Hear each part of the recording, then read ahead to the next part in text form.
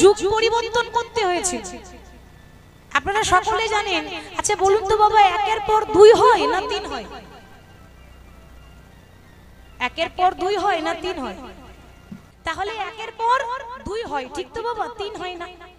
তাহলে আমাদের যে চারটে যুগ, সত্য, ত্রেতা, দাপর, কলি, এই সত্য যুগের পর কিন্তু দাপর যুগ হওয়ার কথা ছিল, কিন্তু দাপর যুগটা পরিবর্তন করে ত্রেতা যুগ এলো। কেন জানেন? শুধুমাত্র একটা ভক্তের ভক্তির জোরে। ভগবান ঠিক করেছিলেন যে সত্য যুগের পর দাপর যুগ আসবে, কিন্তু সেটা হলো না। একজনের জন্য যুগ পাল্টাতে হলো ভগবান। সে কে? সে এক পরম ভক্ত। কথাতে আছে বাবা যে ভক্ত বড় শক্ত, কথা পণ্ডিত রইল বসে, আর গাছের ফলটি গাছে রইল, বৃন্ত পড়ল খসে। তাহলে কে এমন আছে বাবা যার জন্য ভগবানকে যুগ পাল্টাতে হলো? তার নাম একটু বলি, সত্য যুগের কথা। সত্য যুগে এক ঋষি ছিলেন যার নাম হচ্ছে গৌতম মুনি। হয়তো আপনারা শুনেছেন বাবা, গৌতম মুনি। আর তার স্ত্রীর নাম ছিল অহল্যা। এই অহল্যা আর এই গৌতম মুনি প্রত্যেকদিন একটা তালপাতার ঝুপড়ি করে, তালপাতার কুঁড়ে ঘর করে নারায়ণের তপস্যা করত, সদা সর্বদাই ভগবানের আরাধনা করত। এখন হয়েছে কি বাবা, লক্ষ্য করুন, ওই গৌতম মুনি আর ওই অহল্যার অনেক শিষ্য আছে, কিন্তু তার মধ্যে সবথেকে প্রধান আর সবথেকে প্রিয় আছে একজন। সে কে জানেন? দেবরাজ ইন্দ্র। এরপর কি হলো জানেন? ওই অহল্যা যেমন রূপসী, যেরকম দেখতে সেরকম আবার গুণ, মানে রূপে লক্ষিত, গুণে সরস্বতী। আর তার এই ভক্তির জোরে যেভাবে ভগবানকে পূজা করে, এটা দেখে কিন্তু মোহিত হয়ে গেল তারই প্রিয় শিষ্য দেবরাজ ইন্দ্র। আর যেই না মোহিত হয়েছে বাবা, ইন্দ্রের মনের মধ্যে একটা লালসা জেগেছে। মনে মনে চিন্তা করছে, আহা সত্যি অনেক নারী দেখেছি, তবে আমার গুরু মায়ের মতো সুন্দরী কেউ দেখিনি। মানে মাগো, জগতে এত এত নারী থাকতে আর কাউকে পেল না, নিজের গুরু মায়ের প্রতি আসক্ত হয়েছে। কিন্তু মনে মনে চিন্তা করছে বাবা যে আমি যে গুরু মাকে পেতে চাই, কিন্তু পাবো কি করে? মাঝখানে যতক্ষণ না আমার গুরু বাবা ঘর থেকে না বেরিয়ে যাবে, ততক্ষণ তো আমার গুরু মাকে পাওয়া হবে না। তাহলে কি করা যায়? কিছু একটা তো উপায় করতে হবে। দেখি কি একটা উপায় করা যায়। এবার ইন্দ্র কিন্তু সব সময় দেখছে যে কি করা যায়, কি করা যায়। মানে গুরু বাবা কখন বাড়িতে থাকে আর কখন থাকে না, সেটা শুধু দর্শন করছে। হঠাৎ দেখতে পেল কি বাবা, না গুরু বাবা প্রত্যেকদিন ভোর 4টের সময় স্নান করতে যাচ্ছে। এবার আপনারা বলবেন, মাগো আগেকার দিনে তো ঘড়ি ছিল না, তাহলে 4টে বেজে গেছে মানুষ জানতো কি করে? ঘড়ি ছিল না তা কি হয়েছে? রাম পাখি তো ছিল। রাম পাখি জানেন তো, ওই রাম পাখি যদি একবার ডাকতো, সবাই চমকে উঠে বুঝতে পারতো ভোর হয়ে গেছে। ইন্দ্র কি করেছে? তার ছলনা দেখুন, স্বর্গ থেকে নেমে এসে ওই রাম পাখি দলকে বলছে, ওরে ও রাম পাখি দল, শুনে রাখ, তোরা যদি প্রাণে বাঁচতে চাস, তাহলে আজকে ভোর 4টের সময় না ডেকে রাত 12টার সময় ডাকবি, আর আরে সব কটাকে প্রাণে মারো। বাবা রাম পাখির দল তো ভয়ে থরথর করে কাঁপছে। আগে নিজের প্রাণটা বাঁচায়, তারপর পরে যা হবে হবে। ঠিক তো মায়েরা? সবাই তো চাইবে আগে আমার প্রাণটা বাঁচুক, তারপরে পরের কথা পরে।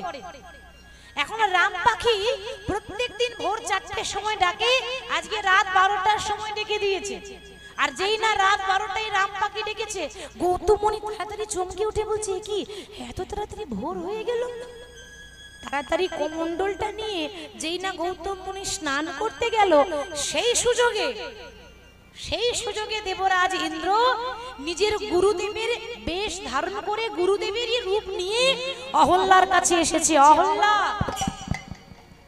দরজাটা খোলো। অহল্যা যেই না দরজা খুলেছে, দেখছে তার স্বামী দাঁড়িয়ে আছে। কি গো মায়েরা, অহল্যা তো জানে না যে এটা তার স্বামী নয়, এটা হলো আসামি। ঠিক তো? অহল্যার কিন্তু সেটা জানা নেই। কিরকম ছলনা করছে ভাবুন, শিষ্য হয়ে গুরু মায়ের সঙ্গে ছলনা। অহল্যা বলছে, স্বামী তুমি এত তাড়াতাড়ি ফিরে চলে এলে? তুমি তো এই তো কিছুক্ষণ আগে স্নান করতে গেলে। অহল্যা, তুমি ঠিক বলেছ, আমি স্নান করতে যাচ্ছিলাম, হঠাৎ আমার মনের মধ্যে বাসনা জেগেছে, আমি তোমার কাছে সেবা নিতে চাই, তারপর আমি স্নানে যাব। অহল্যা বলে উঠল, স্বামী আমি তো তোমার স্ত্রী, আমার উপর তোমার সম্পূর্ণ অধিকার আছে। এবার স্ত্রী যেমন স্বামী সেবা করে সেইভাবে তার হাতে ধরে নিয়ে গিয়ে ঘরের ভেতরে বসিয়ে তার চরণ দুটো সেবা করছে। স্বামীর চরণ সেবা এটা স্ত্রীর কর্তব্য। তো যখন স্বামীর চরণ সেবা করছে, ওদিকে যে আসল গৌতম মুনি সে মনে মনে চিন্তা করছে ব্যাপারটা কি। মায়েরা ভোর যদি হবে তাহলে এত ঘুটঘুটি অন্ধকার কেন? কি গো বাবা, অন্ধকার হবে না? রাত 12টা বাজছে। দেখবেন ভোর যখন হয় একটু আকাশটা ফর্সা হয়ে যায় না, পথঘাট একটু বোঝা যায়, কিন্তু ভোর তো হয়নি, রাত 12টা, একেবারে ঘন অন্ধকার। ব্যাপারটা কি? আমি ঘুমের ঘোরে চলে এলাম না তো? না না, আমি একবার ঘুরে যাই। আর যেই আসল গৌতম মুনি ঘুরে গেছে, দেখছে তারই মতো দেখতে একটা পুরুষ, তারই স্ত্রী কিন্তু তার সেবা করছে। অহল্যা, লজ্জা করে না আমার স্ত্রী হয়ে তুমি পর পুরুষের সঙ্গ করো? অহল্যা বলছে, কে আপনি? আপনি কি কোনো বহুরূপী? শোনো, বহুরূপী আমি নই, তোমার পাশে যে বসে আছে সে বহুরূপী। ভালো করে চোখটা খুলে দেখো, আমি তোমার স্বামী গৌতম মুনি। গৌতম মুনি? না না, এ তো হতে পারে না। আপনি যদি আমার স্বামী হয়ে থাকেন তাহলে আমার পাশে আছে সেটা কে? বেশ, কে আসল আর কে নকল এইখানেই প্রমাণ হয়ে যাবে। সঙ্গে সঙ্গে কমণ্ডল থেকে গঙ্গা জল বের করে যেই না ছিটিয়ে দিয়েছে, অমনি দেবরাজের আসল মূর্তি চলে এলো। দেবরাজ, তুমি এসেছো? জীবনে ভাবতে পারিনি যে তুমি আমার প্রধান এবং প্রিয় শিষ্য হয়ে এত বড় কুকর্ম করতে আসবে। দেবরাজ, তুমি জগতে আর কোনো নারী পেলে না, এ জগতে আর কোনো রমণী পেলে না, তুমি তোমার গুরুমায়ের কাছে এসেছো গুরুমায়ের সতীত্ব নাশ করতে। বেশ, আমিও তোমার গুরুদেব, সঙ্গে সঙ্গে তোমাকে অভিশাপ দিলাম, যে জনির জন্য লালায়িত হয়ে তুমি এত বড় পাপ করলে, তোমার পা থেকে মাথা পর্যন্ত সর্ব অঙ্গে যেন জনি ছিন্ন হয়ে যায়। বাবা, এমন একটা অভিশাপ যে লজ্জাতে কাউকে মুখ দেখানো যাবে না। গোটা গায়ে সর্ব অঙ্গে জনি চিহ্ন হয়েছে, লজ্জায় চাদর ঢাকা নিয়ে দেবরাজ ঘুরে বেড়াচ্ছে। আর এদিকে অহল্যাকে বলছে, অহল্যা, পাপ শুধু ইন্দ্র করেনি, পাপ তার সঙ্গে তুমিও করেছো। কেন? আমি কি করে বুঝবো বলো যে কে আমার স্বামী? আমি তো বুঝতে পারিনি। অহল্যা, তুমি একটা নারী, প্রত্যেকটা নারীকে মাগো ভগবান একটা শক্তি দিয়েছে। কি শক্তি জানেন? তার স্বামী ছাড়া যখন পরপুরুষে তাকে স্পর্শ করে, সেই স্পর্শটা কিন্তু আলাদা হয়, এক হয় না, একটা অনুভব। তখন আমাদের কিন্তু অস্বস্তি লাগে না। না, এটা তো পরপুরুষের স্পর্শ, সঙ্গ করলেই মনে হবে এটা পরপুরুষ। তাহলে আমার জায়গায় অন্য কোন পুরুষ এসে তোমাকে স্পর্শ যদি করে, তুমি সেটা কি বুঝবে না যে সেটা আমি না অন্য কেউ? মানে শুধু ইন্দ্র পাপ করেনি, তার সঙ্গে তুমিও পাপ করেছো। সেই জন্য আমি তোমাকে অভিশাপ করলাম। কি অভিশাপ? তুমি যে পাপ করেছো, তোমার মনের মধ্যে যখন এতটুকু অনুভব শক্তি নেই, তুমি সঙ্গে সঙ্গে পাথর হয়ে যাও। গৌতম মুনির অভিশাপে বাবা অহল্যা যেই না পাথর হয়ে গেল। হরে কৃষ্ণ। পাথর হলে কি হবে? গুরু মায়ের সঙ্গে শিষ্যের মিলন, তার তো একটা ফল আছে বাবা। ইহজগতে যখন নারী পুরুষের মিলন হয়, তখন যেমন সন্তান হয়, তাদেরও হয়েছিল। অহল্যার সঙ্গে তার শিষ্য ইন্দ্রের যখন মিলন হলো, তার ফল কি হলো না, অহল্যা যখন পাথর হয়েছে বাবা, কিছুদিন পর পাথর ফেটে একটা গাছ বেরিয়ে এলো, যে গাছটার নাম হলো শেওড়া গাছ। শেওড়া গাছ জানেন বাবা? যখন 13ই বৈশাখ হয়, নতুন মেঘ আমাদের, ওই 13ই বৈশাখের দিনে ওই শেওড়ার ডাল যদি বাড়ির চালে বা বাড়ির ছাদে দেন, সেই বাড়িতে জীবনেও কোনোদিন বাজ পড়বে না। কেন? এটা ইন্দ্রের ঔরসে, ইন্দ্রের সন্তান।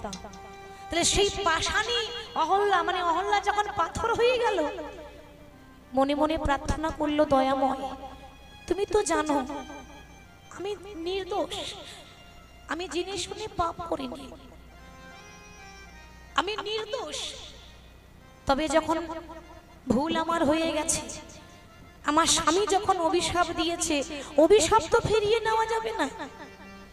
তবে শুনেছি তুমি নাকি কাঙালের ঠাকুর, শুনেছি তুমি নাকি দয়াল হরি। তুমি যদি দয়াল হরি হয়ে থাকো, তুমি যদি কাঙালের ঠাকুর হয়ে থাকো, দয়া করে আমার আকুল সুরে তুমি দর্শন দাও। এ জগতে সবাই বলে ডাকার মতো ডাকলে নাকি ভগবান পাওয়া যায়, তাই তো বাবা? ভক্তি দিয়ে ডাকলে নাকি ভগবান পাওয়া যায়। তাই অহল্যাও ডাকছে আকুল সুরে ডাকলে নাকি তারে পাওয়া যায়। নিতাই গৌর হরি সুরে ডাকলে নাকি তারে পাওয়া যায়। প্রভু আকুল সুরে ডাকলে নাকি তারে পাওয়া যায়। আকুল সুরে ডাকলে নাকি তারে পাওয়া যায়। প্রভু ভক্তি দিয়ে ডাকলে নাকি তারে পাওয়া যায়। ভক্তি দিয়ে ডাকলে নাকি তারে পাওয়া যায়। ভক্তি দিয়ে ডাকলে নাকি তারে পাওয়া যায়। ভক্তি দিয়ে ডাকলে নাকি তারে পাওয়া যায়। আকুল সুরে ডাকলে নাকি তারে পাওয়া যায়। আকুল সুরে ডাকলে নাকি তারে পাওয়া যায়। ওরে আকুল সুরে ডাকলে ডাকি তারে পাওয়া যায়। আকুল সুরে ডাকলে নাকি তারে পাওয়া যায়। তা যখনই বলছি প্রভু তুমি দয়া করে আমাকে কৃপা করো, এই পাষাণকে দয়া করে যেন উদ্ধার করে দাও। শুনেছি হরি নামে নাকি পাথর গলে যায়, তাহলে এই পাথর কি কোনোদিনও গলবে না?